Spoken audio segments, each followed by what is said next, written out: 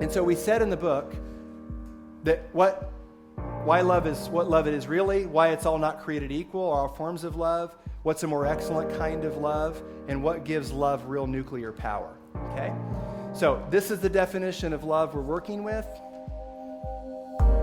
And these are the top 20 reasons why I listed in the book that Jesus said, if you just did this, this is what would happen. This is the fruit.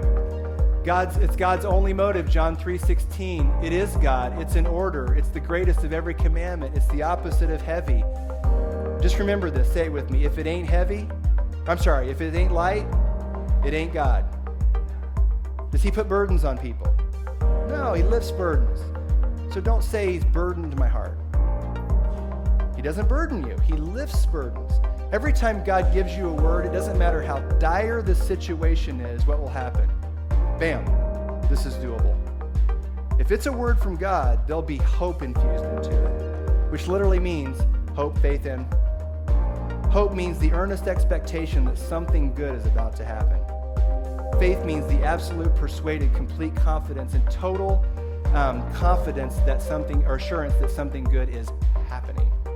Love is the highest possible good actually happening. It's a progression. So every word is infused with hope, faith, and the greatest of which, when it's fully manifested, is love. Is this practical? So how do you know where you are? Well, I've got the earnest expectation that something good's going to happen, but I don't have a whole lot of confidence yet it's going to be real, and I certainly haven't seen it as present tense. Where am I? I'm at hope. I need to train, exercise, and practice till I'm at love. Okay? So one thing we owe every person, Jesus, or God said actually to covet this kind of love. Covet it. It's the one thing you owe every person. 2 distinctions here to please write down, because as you start contending for love, it doesn't mean you have to accept every crazy thing with somebody. You don't have to accept every crazy thing someone does because of love. Love is not unconditional in the reoriented sense of that meaning. Does it make sense? But I can contend for the highest good for an enemy and a friend the same way. I can say, listen, I'm not going to permit you to do that, but I will love you. I will contend for the highest possible good for you in the way I think and speak and act, but I'm not permitting that. Love also doesn't permit stuff. Does that make sense?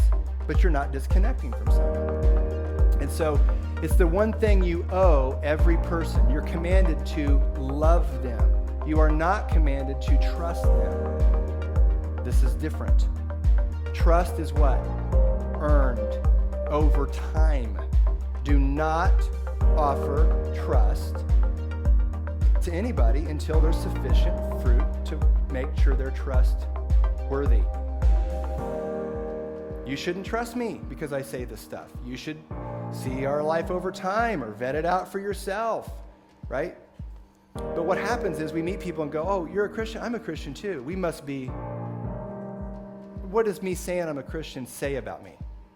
Nothing. Do I go to church? Do I believe this stuff? I mean, it's loaded with all of the stuff that it forms in you, but it actually validates none of it. How would you know whether I'm a good man or a bad man? You could look by the fruit over time, which requires some relationship over time to see that. So we try to say to the kids, don't get too overly excited about someone, but don't get judgmental about someone. Just be temperate, right? My goal in life is that the more someone got to know me, the more impressed they would be. Not the opposite. Man, very impressive, but the more you get to know him,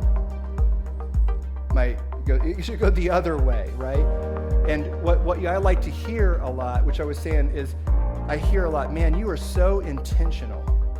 I love that word. Why? Because that validates what I'm trying to do, which is infuse what we do with divine intent.